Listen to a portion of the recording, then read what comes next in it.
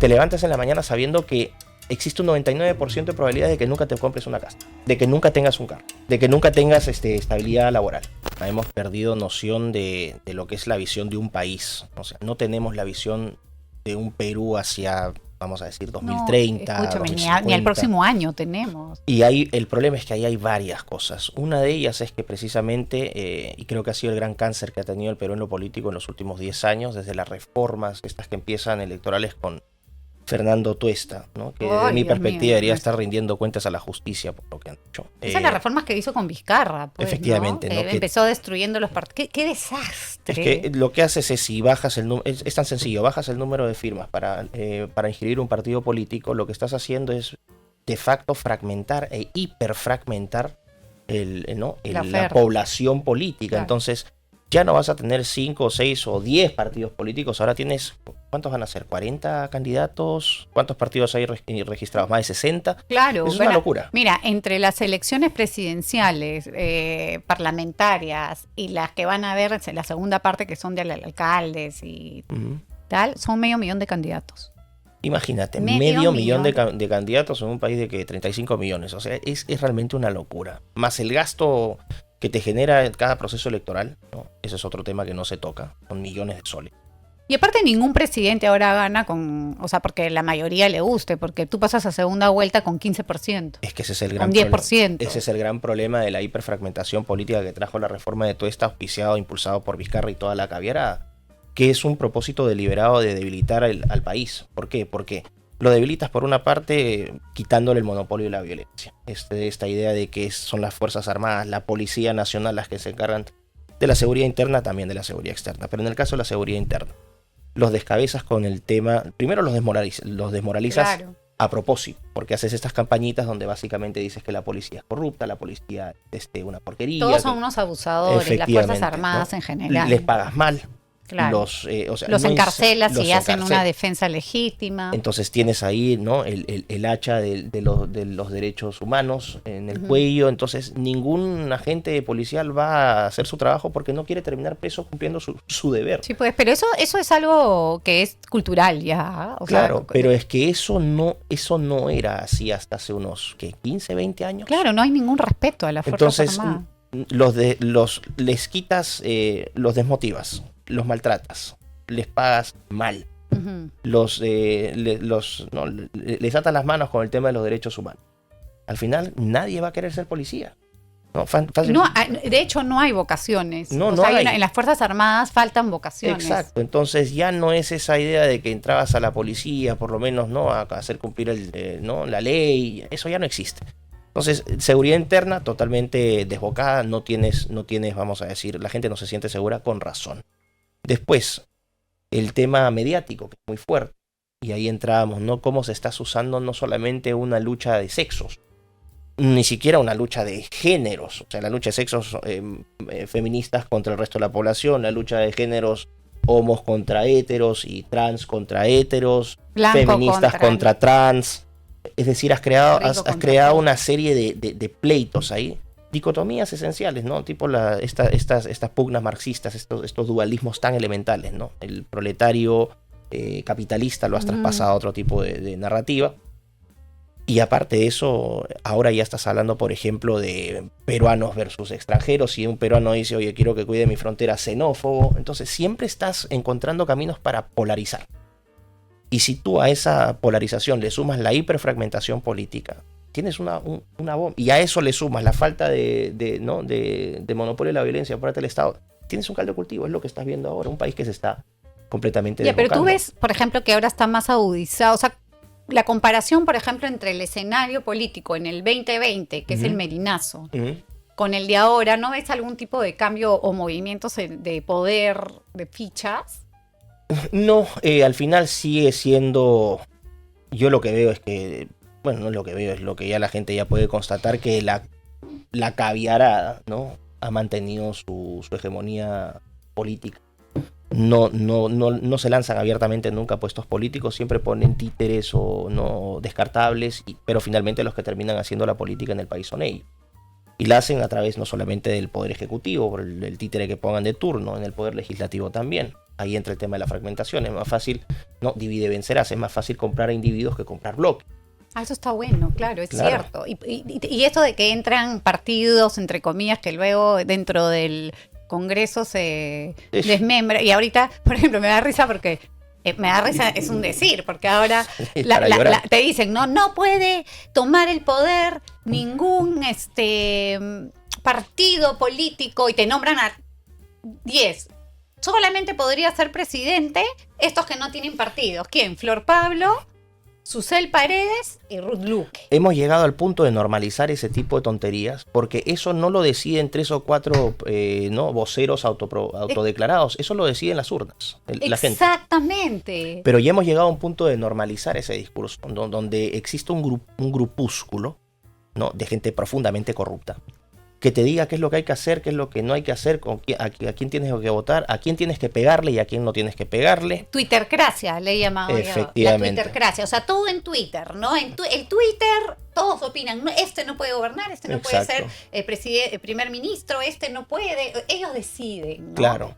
Pero el Twitter también cumple una función de imbecilización colectiva. Y es parte Distorsiona. de distorsionar, porque a ver, muchos de los contenidos que tú ves muchos de los tweets que tú ves ahí en Twitter o en X, Yuli, no son producidos por personas. Claro, son automatizados. Totalmente. Repiten, ¿no? Efectivamente. Un mantra. Ahora ¿cómo es?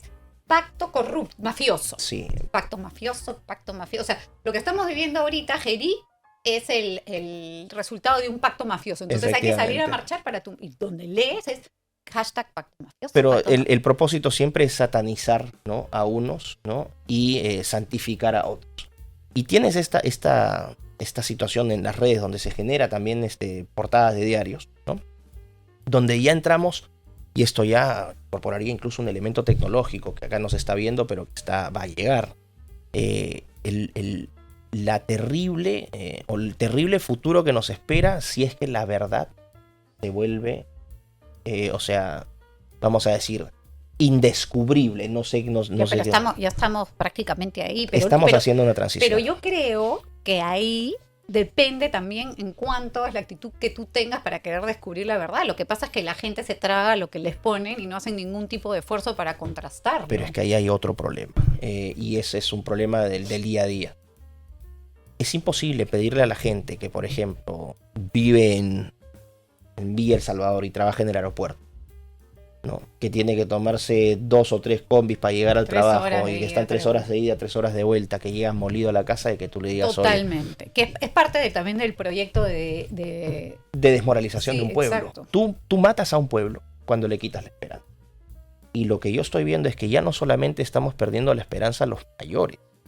Estás teniendo una generación que está viendo cuán difícil va a ser el futuro. Son jóvenes que no saben si terminar la carrera les valga la pena porque vaya a llegar un agente de inteligencia artificial y termina automatizando su trabajo. Claro. Tienes jóvenes que ven los precios de las casas, de los automóviles, del día a día ellos saben ya, y fíjate qué duro de ser eso. Te levantas en la mañana sabiendo que existe un 99% de probabilidad de que nunca te compres una casa, de que nunca tengas un carro, de que nunca tengas estabilidad laboral. Porque los trabajos están, ¿no?, el proceso de destrucción creativa. No más en nuestra época ya era normal cambiar 8 veces en tu vida de trabajo, cosa que nuestros papás entraban a un trabajo y se jubilaban en ese trabajo. Pero competías con otros seres humanos. Claro. Ahora ya no solamente compites con otros seres humanos, compites con jóvenes de otros países. Ya ni siquiera compites con jóvenes de otros países. Compites también ahora con procesos de automatización.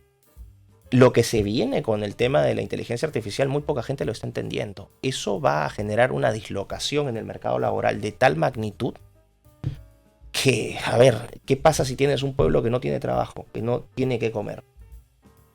¿Qué es lo que pasa en un ambiente de seguridad? Plantéalo en esos temas. Y no tengas una fuerza lo suficientemente establecida para que controle algo así. Y que no tengas un Estado lo suficientemente fuerte para que tenga planes, vamos a decir, de asistencia.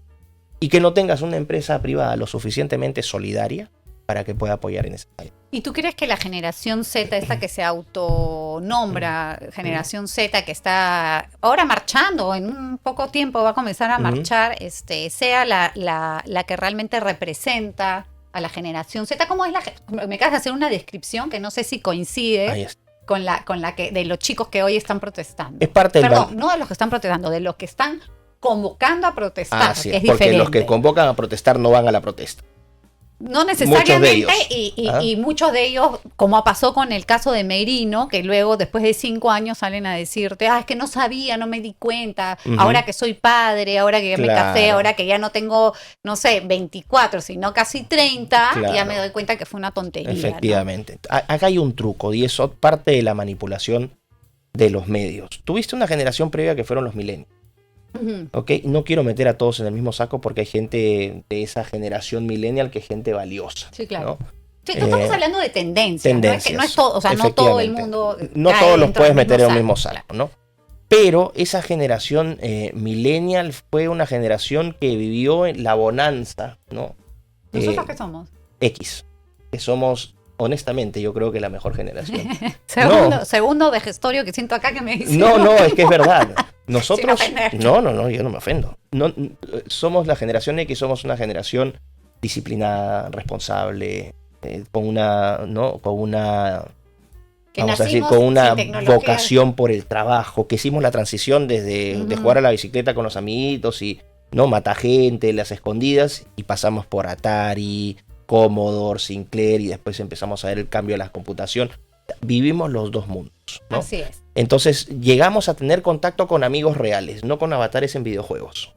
Que es algo también que está... Barrio, tenías barrio, salías, ¿no?, a la calle. Sabías, y acá en el Perú en particular, porque fuimos una generación cuya infancia fue entre las bombas de Sendero Luminoso. Claro. En un país, ¿no?, que era una combinación entre Afganistán y Venezuela. Tenías la hiperinflación económica y la violencia terrorista. Entonces, pero qué loco, ¿no? Porque yo vivía en esa época en la primera cuadra de Juan de Arona, en Lima, los que son de Lima, con la avenida Arequipa. La primera cuadra, que ahora hay un edificio enorme al lado de un Dollar City. Y a mí me explotó la bomba del Banco de Crédito en la cuadra 7 y me explotó la de Camino Real. Así es. ¿Tú te acuerdas que hace también unos años reventaron una bomba ahí en el Polo? Claro. Bueno, yo estaba como a 7 cuadras. Sentí el bloom, o sea... Y eso que en esa época ya había bajado el tema del terrorismo, cuando hicieron el atentado en el Polo, ¿no? Claro, nosotros hemos balanceado nuestra alimentación con leche en sí, con así lectura. Somos la generación lechensi, efectivamente, ¿no? Pero somos la generación que nos tocó, y creo que es que eso es muy importante, las circunstancias forman carácter. Fuimos una generación que vio lo duro que fue para nuestros padres salir adelante. ¿No? En un país donde tenías que hacer colas, donde había mercado negro para comprar que te llevaban aceite, para hacer la cola para el agua, para el azúcar. Donde veías, y porque nosotros somos bendecidos en ese sentido. Nosotros no hemos pasado lo que otras personas han pasado en mucha peor situación. No, claro. O sea, tú tenías gente que en las noticias, oye, ¿qué estás comprando para el almuerzo? No, estoy comprando Nicovita. Nicovita, que es alimento para pollo. Claro. No, aquí me he comprado mi medio kilo de huesito y pellejo para hacer mi caldito. ¿Te acuerdas? Habían recetas, me acuerdo en estos programas de cocina que había. Que eran la de Don Pedrito, que te hacían unos menús con 3 soles. Con hueso de pescado, claro. Entonces, una generación que crece en esas circunstancias aprende a valorar lo que tiene. Perdón, el malcriado de Yen Chen, Nakazaki, dice, según mi generación, ustedes son viejos lesbianos. Bueno... no, vamos, lo vamos a... ¿dijo eso? Ahí está. ¿Ah, sí? Ok. Ya vamos a conversar ya cuando te vea en privado, mi querido... Y Carlos Polo dice, nosotros somos los sobrevivientes de la leche en sí. Nosotros somos efectivamente, eso es cierto. Entonces hemos tenido la vida no solamente fue lo que recibimos en casa, que era todavía una formación en valores, la familia en ese momento jugaba un rol fundamental. Todavía teníamos primos. Tenías una familia extendida, papá, mamá, ¿no? Pero creo que el entorno nos hizo valorar mucho el amor a los padres, a los hijos, el tema familiar, la responsabilidad, la disciplina, no dar nada por sentado, ni creerte merecedor de premios y de beneficios porque tenías que ganarte. O sea, la palabra derechos iba acompañada con deber. Claro. En la generación millennial, ya con vamos a decir, y no solamente en el Perú, en general en Occidente, ¿no?, que ha tenido un crecimiento económico, sobre todo los países que no eran del norte, como se habla en la Academia Progre, ¿no?, Estados Unidos, Canadá, Europa, sino el resto, donde se elevan poco a poco los estándares de vida. Es una generación que ya vive más entre algodones. ¿no? Entonces ya los problemas no son problemas inmediatos, los problemas son qué color de vestido me pongo, o soy hombre o soy mujer. Bueno, acá Felipe Aguado dice, ahora te llega el azúcar por Rappi. Efectivamente. Ya no tienes que hacer cola, como el papá de cola. Hugo, que dijo que tiene que hacer cola, tuvo que hacer cola desde las 4 de la mañana para comprar azúcar y algo adicional. Claro. Y ahora Felipe, que es nuestro amigo de la generación Z acá en el estudio, él pide por Rappi. Bueno, todos pedimos por Rappi, pero creo que ese es un punto importante. Entonces fue una generación que creció más entre algodón. Claro. Una generación un poquito más engreída, más disforzada. Esa sería entre 2000, ¿podría ser? Porque son los que acá en Perú han vivido en la abundancia. Millennial, 1990 para adelante, hasta el 2000 más o menos. No tengo claras exactamente las... Yo tampoco, yo me hago un mundo con pero, eso. Bueno, pero es una generación la que nos sigue, ya. La que sigue a la porque ahorita deben tener 30 y tantos. Sí, los mayores deben estar ya raspando los 40, ¿no? Y después ya entramos a la generación Z, que es una generación creo que se forma hace 5 o 6 años. No, la generación Z dice que son los que han nacido a partir del año 2000. ¿Puede ser? Que podría ser,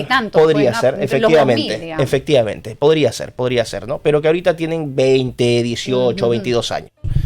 Y cuando tú lees las características de la generación Z, y no es algo que tú solamente leas, sino que lo ves. Claro.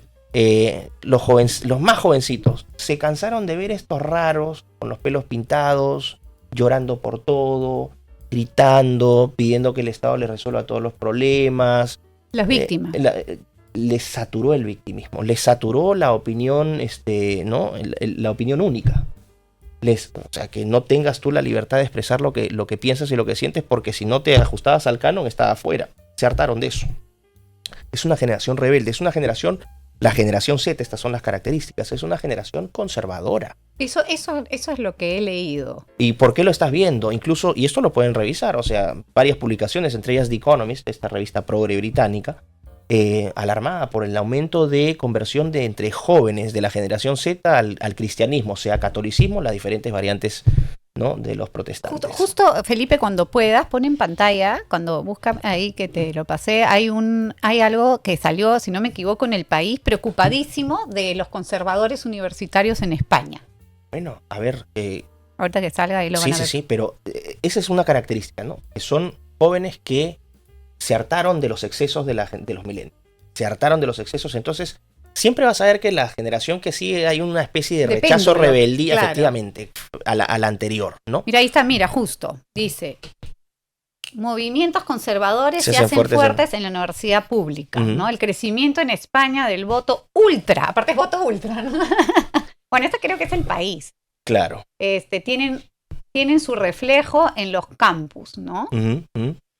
Entonces, tienes esta generación, que es una generación mucho más con una ética de trabajo, meritocrática, muy importante. Es una generación que abraza a Dios, o que abraza la espiritualidad de alguna manera. Si no se vuelven católicos o cristianos, por lo menos quieren encontrar un sentido en la fe. Pero ¿tú no crees que sí hay un regreso a religiones más formales? Porque acuérdate que la generación anterior es más New Age. Totalmente. Y bueno, de ahí vamos a tocar ese tema, pero es una generación de emprendedora. ¿Por qué? No solamente por lo que vieron, sino porque les toca. Como te decía, estos jovencitos no van a competir solamente con otros jóvenes, van a competir con la inteligencia artificial. No, y acá en el Perú, por lo menos, o sea, hasta ya se acabó el bono de que te había plata y que te podías cambiar de trabajo. Yo me acuerdo que cuando yo trabajé en Red Bull, yo en el del año 2003 al 2008, y en esa época, bueno, no sé si ahorita seguirá así. Obviamente yo no era la sampler la que manejaba, porque yo ya tenía 28 años, 27. Contratábamos a los más jóvenes, que eran como los que hacían el marketing. Y me acuerdo clarito que pasaban por un proceso como de selección largo. Y de repente llegaban, tenían 18 años, 19 años. Y al mes te decían, voy a renunciar. ¿Y tú por qué? No, porque mi papá me ha dicho que este verano mejor esté en la playa o nos vamos a ir a Miami y renunciar. Y claro, yo me acordaba de la época en que yo empecé a trabajar en el año 96. Mira, que eran 10 años de diferencia y que yo trabajaba en el comercio, te pagaban poquísimo, pero cuando decían, están haciendo recorte personal, te escondías debajo del escritorio Claro. porque sabías que si te despedían, Ujú. o sea, para conseguir chamba, y eso es lo que está Era muy pasando difícil. ahorita. Ujú. No sé si tú has visto como Sí. que también hay un problema de trabajo, ya los chicos no se pueden colocar tan fácilmente. No sé qué opinas tú sobre yo los veo un poco, también como que estudian en universidades y salen al mercado y no es lo que se les prometió cuando te vendieron la superuniversidad, la supercarrera. Entonces ya no sé si mejor estudian algo técnico, porque estoy soltando ideas, igual en la universidad ya Ujú. no hay humanidades, entonces prácticamente sales como un técnico más. Ujú. Bueno, es parte del descalabro de todo un problema mucho, mucho más amplio, ¿no? Que es de orden, ni siquiera hemisférico, yo diría de corte global. Em, la amenaza de la tecnología está detrás. Lo que pasa es que siempre digo, ¿no? Todos los análisis políticos, económicos y socioculturales son incompletos o están viciados de origen si es que no se incorpora La variable la variable tecnológica. tecnológica. Es Sí. imposible. Ese es tu campo Eh, más importante, digamos. Totalmente. Entonces, tú dices, ok, ¿qué está pasando con los jóvenes? Efectivamente, no hay, el tema del mercado laboral es ahorita un tema muy fuerte porque no hay suficiente oferta de trabajo.